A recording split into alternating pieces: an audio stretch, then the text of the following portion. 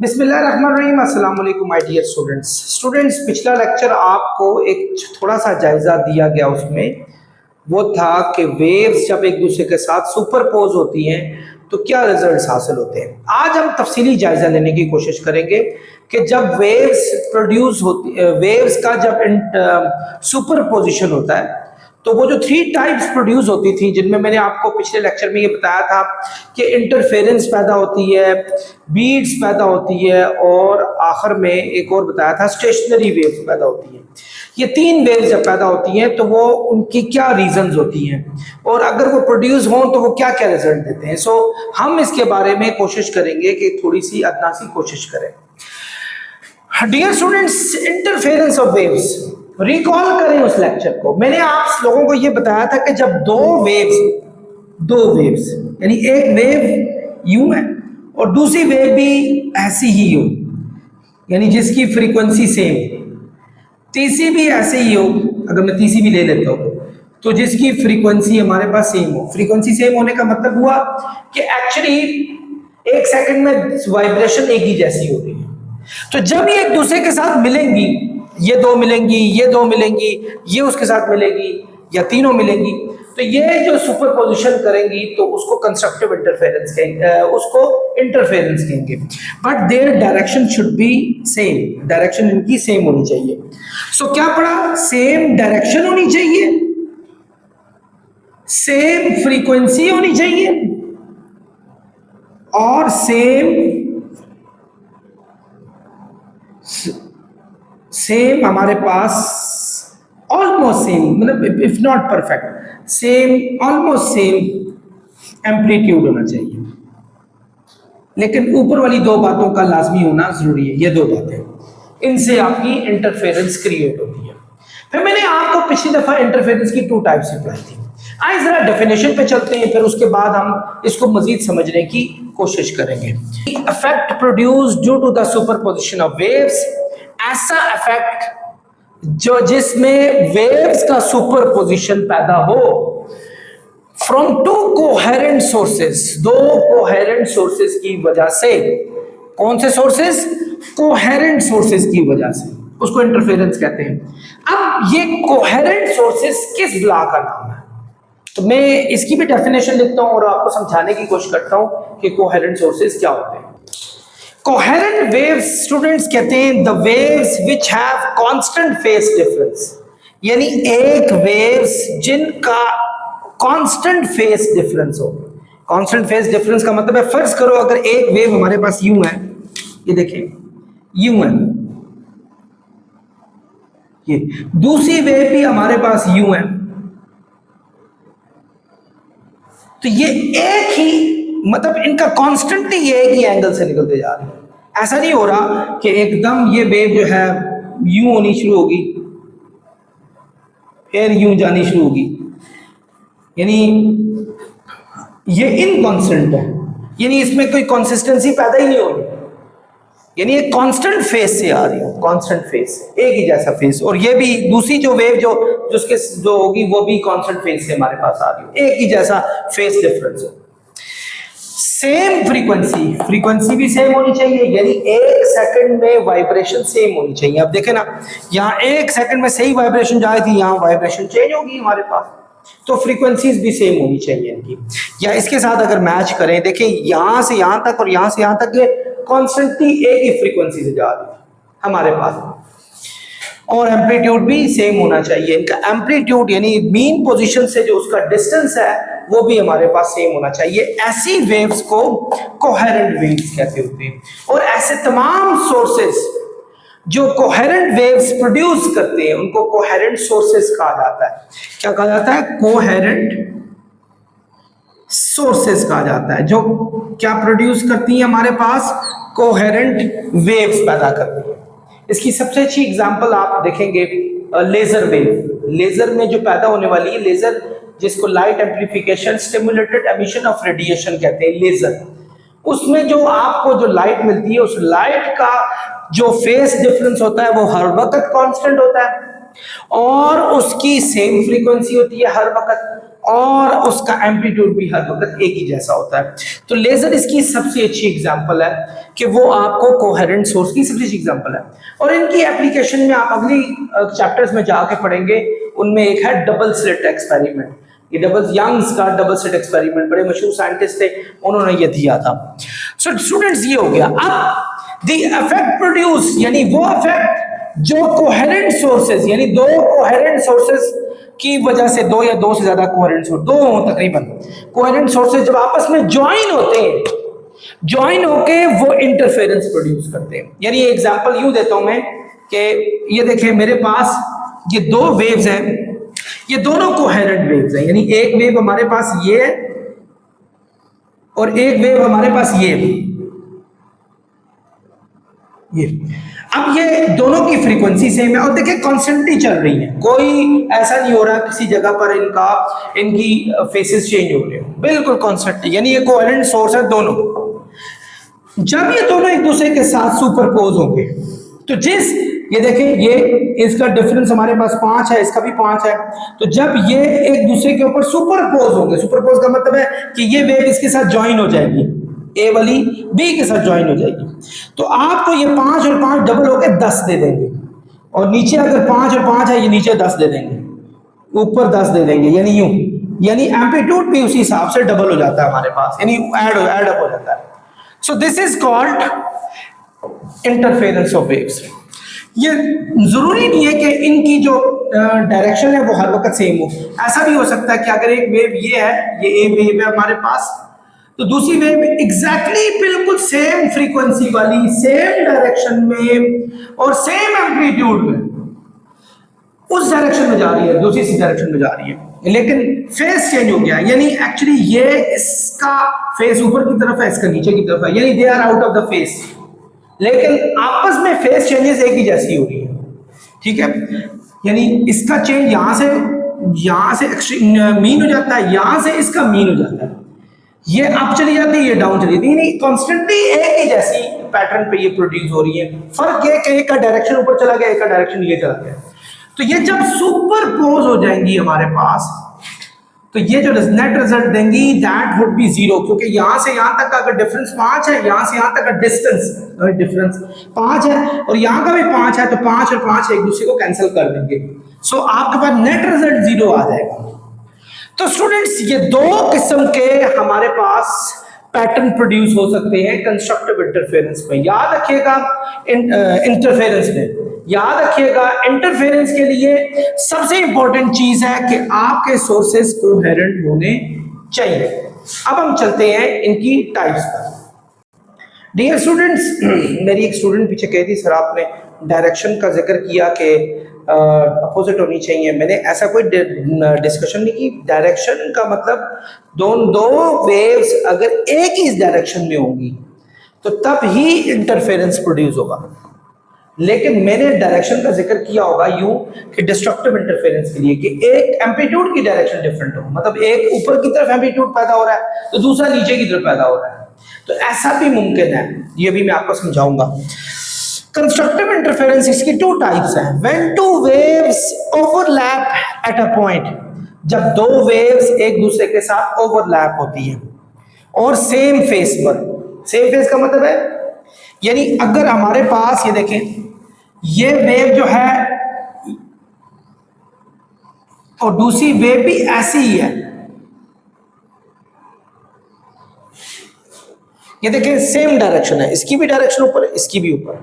सो हम इनको कहते होते हैं फिजिक्स की लैंग्वेज में, they are in the same phase, यानी सेम फेस में। यानी अगर ये ऊपर की तरफ पैदा हो रही है, ये भी इसकी डायरेक्शन भी ऊपर की तरफ है, ये नीचे की तरफ पैदा हो रही है तो ये नीचे की तरफ है। तो जब ये एक दूसरे के साथ मिलेंगी, इनको कहते हैं they are in the same phase, यानी इनका फेस डिफरेंस कोई नहीं आ रहा, 0 फेस डिफरेंस, यानी सेम एंगल पे हर वक्त जा रही है। तो जब ये आपस में मिलेंगी, ये फर्ज करें ये उसके साथ मिल गई, तो ये उसके रिजल्ट को डबल कर देगी। अगर तो ये सेम एम्पलीट्यूड हुआ तो फर्ज करें अगर ये भी 5 है, ये भी 5, तो डबल करके 10 कर देंगे, तो नीचे भी 10 हो जाएगा। तो इसको कहते होते हैं कंस्ट्रक्टिव इंटरफेरेंस। नेक्स्ट है डिस्ट्रक्टिव इंटरफेरेंस। जब दो waves out of the face हो। आउट ऑफ द फेस का मतलब होता है ये देखिए कि अगर आपकी एक वेव यूं पैदा हो रही है, दूसरी वेव जो है वो 180 डिग्री पे चेंज है। 180 डिग्री का मतलब है आउट ऑफ द 180 डिग्री का मतलब देखिए क्या होता है कि अगर एक आपका टर्मिनल आर्म यहाँ है, दूसरा टर्मिनल आर्म यहाँ है, दोनों के बीच में हमारे पास 180 डिग्री का डिफरेंस होना चाहिए, उसका एंगल 180 डिग्री बनता होता है। सो यहाँ भी है, एक ऊपर की तरफ जा रही है और नीचे, दूसरी कहाँ जा रही है हमारे पास, नीचे की तरफ जा रही है, नीचे की तरफ। तो अगर मैं इन दोनों को जोड़ूंगा, एक ऊपर दूसरी नीचे, तो दोनों के बीच में 180 डिग्री एंगल बनेगा हमारे पास। तो ये दोनों 180 डिग्री पे, यहां मैंने कहा था अपोजिट डायरेक्शन होनी चाहिए, लेकिन एक्चुअली ट्रेवल की तो सेम डायरेक्शन है दोनों की, they should travel in the same direction. आपकी इंटरफेरेंस पैदा ही नहीं हो सकती अगर ट्रेवल की डायरेक्शन सेम ना हो तो जब ये एक दूसरे के साथ मिलेंगी, they will cancel the effect of each other, ये एक दूसरे के असर को कैंसिल कर देंगी। मतलब ये जब इसके साथ यहां मिल गई, ये इसके साथ मिल गई, तो क्या होगा स्टूडेंट्स, ये दोनों एक दूसरे को कैंसिल कर देंगी और नेट रिजल्ट हमारे पास फ्लैट लाइन आएगी। Flat line means no displacement at all, amplitude at all, कोई एम्पलीट्यूड आपका प्रोड्यूस नहीं हुआ। तो ये था स्टूडेंट्स इसका एक थोड़ा सा जायजा। अब मैं आपको डेफिनेशंस के साथ साथ कुछ और बातें भी इंटरफेरेंस की लाजमी बताऊंगा। डियर स्टूडेंट्स, फिर हमने इंटरफेरेंस से क्या सीखा? हमने ये सीखा waves must be travelling in the same direction, कि वेव्स को एक ही डायरेक्शन में ट्रेवल करना चाहिए। यानी अगर एक दाएं से बाएं कर रही है तो दूसरी जो सुपरपोज हो रही है वो भी दाएं से बाएं करे।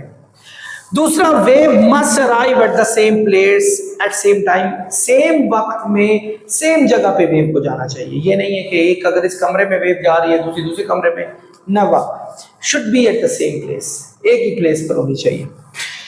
Wave must be in face out of the face. मैंने आपको 2 टाइप्स पढ़ाई थी, एक पढ़ाई थी इन फेस वाली जिसमें कंस्ट्रक्टिव इंटरफेरेंस प्रोड्यूस हो रही थी, और एक पढ़ाई थी अभी जिसमें डिस्ट्रक्टिव इंटरफेरेंस पैदा हो रही थी।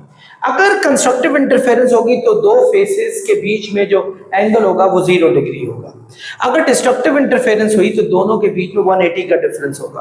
तो ये जब आपस में मिलेंगी तो आपको एक बड़ा रिजल्ट देंगी, ये इनहैंस करेंगी। ये जब मिलेंगी तो ये कैंसिल आउट करेंगे वेव्स एक दूसरे को। अब ये एक बात है जो मैंने आपको नहीं समझाई, the path difference must be. अगर तो कंस्ट्रक्टिव इंटरफेरेंस हो तो दो वेव्स जब आपस में मिलती है ना तो उनका पाथ डिफरेंस m लैम्डा होता है, याद रखना m लैम्डा, ये m लैम्डा या n लैम्डा भी कह सकते हैं। और m की वैल्यू हमारे पास ये होती है, यानी फर्ज करो अगर पहली वेव जो है, पहली वेव वो ये जा रही है हमारे पास ये, और दूसरी वेव भी हमारे पास जा रही है, कहीं से आ रही थी, कहीं से आ रही थी, फर्ज करो दूसरी वेव ये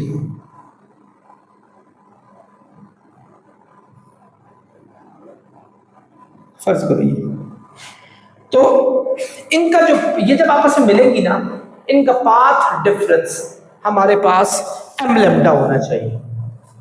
मैं आपको ये भी समझा देता हूँ, ज्यादा बेहतर रहेगा, वरना आप कंफ्यूज ही रहेंगे इसमें।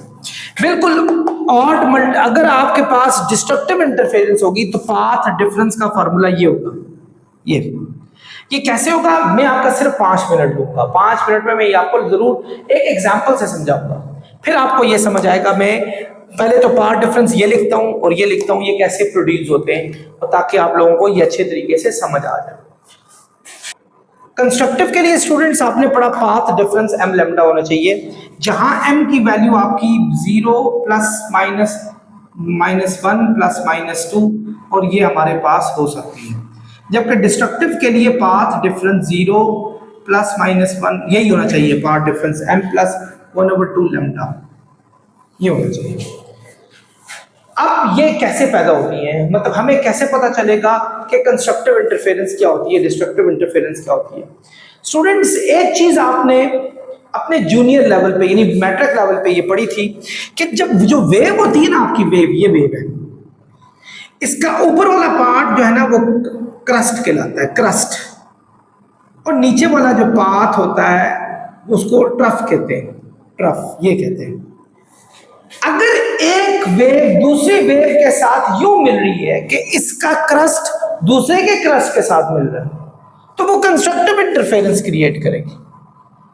अगर एक वेव यूं मिल रही है कि ये देखो ऐसे, इसकी एग्जांपल फर्स्ट करो, एक और वेव इसके साथ मिल रही है, वो यूं, ये क्रस्ट है, ये तो ये इनहेंस करेगी एक दूसरे को, तो कंस्ट्रक्टिव इंटरफेरेंस पैदा होगा जब क्रस्ट क्रस्ट के साथ मिले और ट्रफ ट्रफ के साथ मिले।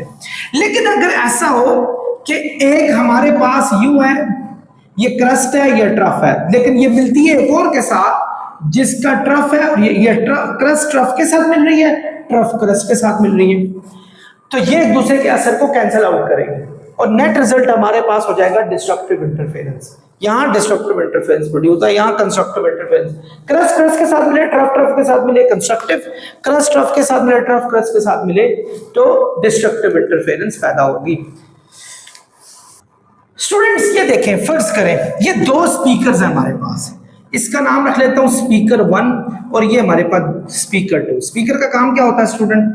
आवाज प्रोड्यूस करना, और ये हमारे पास आवाज प्रोड्यूस कर रहे हैं। ये हमारे पास, हालांकि स्पीकर में साउंड वेव्स होती हैं जिनमें कंप्रेशन और रेयरफेक्शन पैदा होती है, क्योंकि साउंड वेव्स होती हैं वो आपकी कंप्रेशनल या लॉन्गिट्यूडनल नेचर होती है, ट्रांसवर्स नेचर नहीं होती।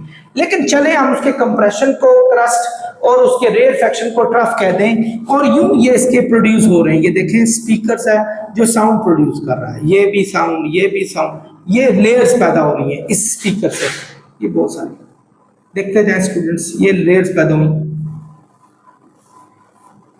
ये अब जो दूसरा स्पीकर है ये भी गौर से देखें, ये भी साउंड वेव पैदा कर रहा है, ये देखें ये भी साउंड वेव पैदा कर रहा है।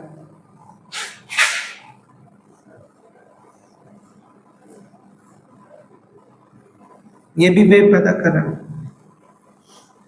अब आप देखें दोनों स्पीकर्स में, दोनों स्पीकर्स की जो वेव्स हैं वो एक दूसरे से सुपरपोज हो रही है बहुत सारी जगहों पे।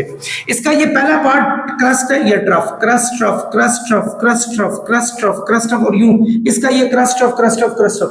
फर्ज करें आप इस पॉइंट को फाइंड आउट करते हैं, इस पॉइंट, इसका नाम P रख लेते हैं। आप ये फाइंड आउट करना चाहते हैं कि इसका और इसका डिफरेंस कितना है।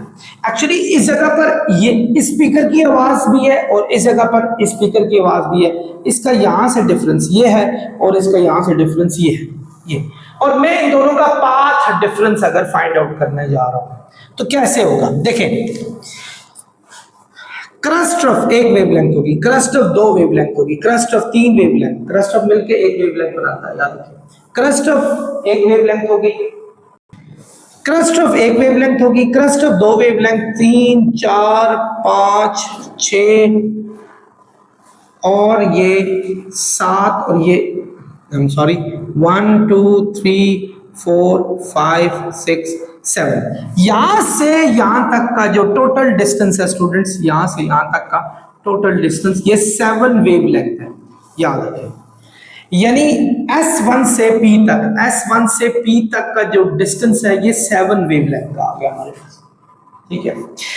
S2 से P का चेक करते हैं, 1 2 3 4 5 एंड 5.5, क्योंकि क्रस्ट ट्रफ करके देखिए ये एक वेवलेंथ, ये दो बनाएंगी, ये मिलके 3, ये 4, ये यहां से यहां 5, और अभी ये क्रस्ट के पर ये खत्म होगी ये बात। यानी इस स्पीकर का यहां ट्रफ मिला था, इस स्पीकर का ट्रफ था, जबकि इस स्पीकर का क्रस्ट आके मिला और 5.5 वेवलेंथ पे मिला, 5.5 पे मिला, 5.5 पे मिला। अगर मैं दोनों का पाथ डिफरेंस फाइंड करूं, पाथ डिफरेंस का मतलब है कि S1P में से S2P माइनस करते हैं। S1P है, सॉरी ये 5P नहीं है, 5.5P बन रहा था, 5.5 वेवलेंथ बन रहा था, सॉरी। तो ये अगर 7 वेवलेंथ है, ये 5.5 वेवलेंथ है, तो जब मैं इसको माइनस करूंगा 1.5 वेवलेंथ आ जाएगा, 1.5 वेवलेंथ। चूंकि इसका ट्रफ यहां के मिला था, इसका क्रस्ट यहां के मिला था, ट्रफ और क्रस्ट मिलेंगे तो डिस्ट्रक्टिव इंटरफेरेंस क्रिएट होगी। आपने देखा कि हमारा आंसर जो आया वो 1/2 लैम्डा में आया, 1/2 लैम्डा। 1/2 लैम्डा जब भी आ जाएगा तो हमारा डिस्ट्रक्टिव इंटरफेरेंस की तरफ जाएगा। यानी आप देखें पाथ डिफरेंस कितना क्रिएट हुआ हमारे पास, m + 1/2 लैम्डा। यानी अगर मैं m की वैल्यू 0 डाल दूं तो 1/2 लैम्डा, लेकिन अगर मैं m की वैल्यू, ये देखें और से, m की वैल्यू 1 डाल देता हूं तो 1 and 1 हो जाएगा 3/2 लैम्डा। आप ऐड करके देख लें, ये भी 2 1 2, 3/2 लैम्डा। इसको कहते हैं odd multiple of 1/2। Odd multiple of 1/2 lambda हमारे पास आ गया। ये देखें 3/2। इसका मतलब है पाथ डिफरेंस में 1/2 लैम्डा की फॉर्म में कोई भी चीज आ जाए तो उसको डिस्ट्रक्टिव इंटरफेरेंस कहते हैं। बिल्कुल इसी मेथड से फर्स्ट करें, मैं ये वाला पॉइंट ले लेता हूं, ये पॉइंट मैं पाथ डिफरेंस फाइंड करता हूं। ये देखें इसका 1.5, यानी इसका यहां से यहां तक 1.5 है, जबकि इसका करें crust of 1, crust of 2, crust of 3, crust of 4, यहां से यहां तक 4 आ रहा है, ये 4। तो 4 में से 1 and 2 हाफ अगर माइनस करें तो ये 2.5 आ रहा है। ये भी डिस्ट्रक्टिव इंटरफेरेंस क्रिएट करेगा। कोई और पॉइंट ले लें, जैसे ये पॉइंट है 1/2 की फॉर्म में जो भी आएगा स्टूडेंट्स, देखें 2 2 4 और 1 5, 5/2 वेवलेंथ होगी। यानी देखें ऑड मल्टीपल, ये भी 3 ऑड था, ये 5 भी ऑड है हमारे पास, ऑड मल्टीपल ऑफ 1/2 आ गया। तो ये डिस्ट्रक्टिव इंटरफेरेंस क्रिएट करेगा। कोई और पॉइंट ले लेते हैं, crust of 1, crust of 2, crust of 3, crust of 4, ये 4 वेवलेंथ यहां से है, 4 वेवलेंथ। यहां से चेक करते हैं, crust of 1, crust of 2, crust of 3, crust of 4, crust of 5, 5.5, ये भी डिस्ट्रक्टिव हो रहा है। चले कोई बात नहीं, मैं इसको ले लेता हूं, इस पॉइंट, ये crust of 1, crust of 2, crust of 3, 3.5, ठीक है। Crust of 1, crust of 2, crust of 3, crust of 4, 4.5, यहां से यहां 4.5, यानी यहां से यहां 4.5 और वहां से वहां 3.5। जब मैं 4.5 में से 3.5 माइनस करूंगा तो 1 लैम्डा बच जाएगा, 1 लैम्डा, 1 वेवलेंथ बचेगा। तो 1 वेवलेंथ इसमें फॉल कर रहा है कि अगर m की जगह पे 1 होता तो 1 वेवलेंथ हमारे पास आ जाता। अब 1/2 की फॉर्म में नहीं आ रहा, और वाकई यहां दोनों के ट्रफ मिल रहे थे, इस जगह पर दोनों के ट्रफ मिल रहे थे। जब दोनों के ट्रफ मिल रहे हो तो इसका मतलब है कंस्ट्रक्टिव इंटरफेरेंस क्रिएट होगी। तो स्टूडेंट्स ये पाथ डिफरेंस का सारा कॉन्सेप्ट है जो आप लोगों को समझाया। अगर पाथ डिफरेंस में 1/2 की फॉर्म में कोई भी चीज आ जाए तो डिस्ट्रक्टिव इंटरफेरेंस, अगर 1 2 3 4 5 6 लैम्डा की फॉर्म में कोई भी चीज आ जाए तो उसको कंस्ट्रक्टिव इंटरफेरेंस कहते हैं। उस जगह पर आपकी आवाज डबल एनहांस हो जाती है, और जिस जगह पर ये ना हो वहां आवाज खत्म हो जाती है, यानी ये आवाज इस जगह पे खत्म हो जाएगी। They will cancel the effect of each other. I hope आप लोगों को ये सारी कहानी समझ आई हो। डियर स्टूडेंट्स, आप जरा गौर से देखें, मैं इसी साउंड का जो मैंने स्पीकर का समझाया था, इसको एक और आपकी बुक में एक एग्जांपल दी है, उसके हिसाब से लेके चलने की कोशिश करता हूं। फर्ज करें हमारे पास ये एक साउंड के पास होने का एक रास्ता हमने ढूंढ लिया, यानी एक पाइप है, ये देख लें, इस पाइप में से यहां से साउंड, जैसे क्लैपिंग करके साउंड प्रोड्यूस करें, आवाज यहां से भी जाएगी, आवाज यहां से भी आएगी, ये ठीक है। आप इसको एडजस्ट कर सकते हैं, यानी इसको बड़ा छोटा कर सकते हैं पाथ को, यानी ये यूं ही है, समझ लें कि एक, जैसे ये देखें, ये मार्कर है ना, ये देखिए कितना बड़ा, यहां से यहां तक लेंथ होगी। जब मैं इसको इसके अंदर फिक्स करूंगा लेंथ छोटी होती जाएगी। तो मैंने इस रॉड को किसी चीज के अंदर फिक्स किया है। मैं चाहूं तो इस रॉड को बड़ा करके इसके पाथ को बड़ा कर सकता हूं, ठीक है, या इसको कर सकता हूं, एडजस्ट कर सकता हूं। अब देखें साउंड यहां से प्रोड्यूस होती है। फर्ज करें यहां से यहां तक का डिफरेंस जो है, यहां से यहां तक का जो टोटल डिस्टेंस है वो हमारे पास 10 लैम्डा है, यानी आवाज अगर प्रोड्यूस होती है तो 10 वेवलेंथ क्लियर करके यहां से आ जाती है बाहर, और इधर से भी जब आए तो ये भी 10 वेवलेंथ्स प्रोड्यूस करके आ जाती है। तो दोनों का पार्ट डिफरेंस क्या हो जाएगा, 10 वेवलेंथ्स में से जब 10 वेवलेंथ्स माइनस करेंगे तो 0 वेवलेंथ आ जाएगी। तो आपको यहाँ आवाज जो है ना वो अच्छी खासी फील होगी, क्योंकि मैंने कहा था कि m लैम्डा अगर होगा तो कंस्ट्रक्टिव इंटरफेरेंस होगी, और अगर m प्लस 1/2 लैम्डा होगा तो डिस्ट्रक्टिव इंटरफेरेंस होगी। तो आपका चूंकि m लैम्डा दोनों माइनस कर दें तो 0 आता है, तो m में अगर यहाँ 0 लगा दिया जाए तो टोटल आंसर 0 आंसर सिर्फ आपका कंस्ट्रक्टिव इंटरफेरेंस में आ सकता है और किसी में भी नहीं आ सकता।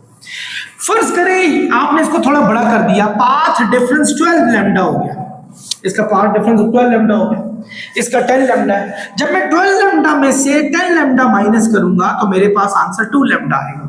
Again that would come in constructive interference. क्योंकि अगर मैं m की वैल्यू 2 लगाता हूं 2 लैम्डा बन सकता है, यहां 2 लगाऊं तो 3/2 बनता है, ये तो बन ही नहीं सकती चीज। आई होप स्टूडेंट समझ रहे होंगे आप आराम से।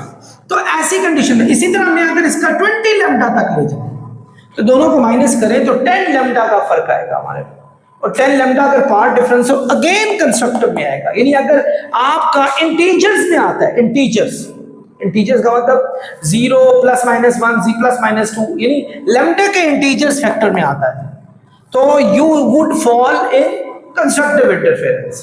लेकिन अगर ऐसा हो कि मैंने इस आवाज यहां से डाली, इधर आवाज को ट्रेवल करने के लिए 12.5 लैम्डा ट्रेवल करना पड़ा, यहां से 10 लैम्डा ट्रेवल करना पड़ा, तो जब मैं 12.5 लैम्डा में से 10 लैम्डा को माइनस करूंगा तो ये 2.5 लैम्डा आ जाएगा। तो 1/2 का फैक्टर जब भी आएगा स्टूडेंट्स तो याद रखें आपकी डिस्ट्रक्टिव इंटरफेरेंस क्रिएट होगी। इस पोजीशन पर जब ऐसा क्रिएट हो जाए तो आपको यहां से नो साउंड, किसी किस्म की आवाज आएगी। डिस्ट्रक्टिव में आवाज बिल्कुल भी नहीं आती। इसी तरह मैं इसको अगर फर्ज करें 10.5 लैम्डा कर दूं, 10.5 लैम्डा में से 10 लैम्डा माइनस हो 1/2 लैम्डा हो जाएगा, तो वो इसी फॉर्मूले में फॉल करता है। यानी अगर इसकी वैल्यू 0 होती, 0 में 1/2 ऐड करते 1/2 लैम्डा आ जाता, तो वो इसी में फॉल करता है। तो डियर स्टूडेंट्स ये बातें समझाती हैं कि अगर आपका इंटीजर्स में होगा तो कंस्ट्रक्टिव, अगर नॉन इंटीजर्स यानी 1/2 के ऑड फैक्टर्स में होगा, 1/2 लैम्डा, 3/2 लैम्डा, 5/2 लैम्डा। अब स्टूडेंट्स कहते हैं इवन क्यों नहीं, 2/2 लैम्डा तो 1 लैम्डा हो जाएगा, तो वो तो यही बात बन जाएगी, ऑड फैक्टर्स होने चाहिए। 1/2 लैम्डा, 3/2 लैम्डा, 5/2, 7, 9, 11, 13, 15, 17, 19, 21, 23, इसका over2 भी होना चाहिए लैम्डा की फॉर्म में अगर हो तो उनको डिस्ट्रक्टिव इंटरफेरेंस कहते हैं। तो आई होप स्टूडेंट्स आप लोगों ने पार्ट डिफरेंस को भी बहुत अच्छे तरीके से समझा होगा। डियर स्टूडेंट्स इसके साथ ही हमारा इंटरफेरेंस का जो टॉपिक है वो ख़त्म होता है। इंशाल्लाह नेक्स्ट टॉपिक आपका बीट्स के वाले से और स्टेशनरी वेव्स के वाले से, तो keep in touch with me, इंशाल्लाह जल्दी आप तक वो भी आ जाएगा। तो नेक्स्ट लेक्चर तक आपसे खुदा हाफिज़ चाहता हूँ, अपना बहुत ख्याल रखिएगा।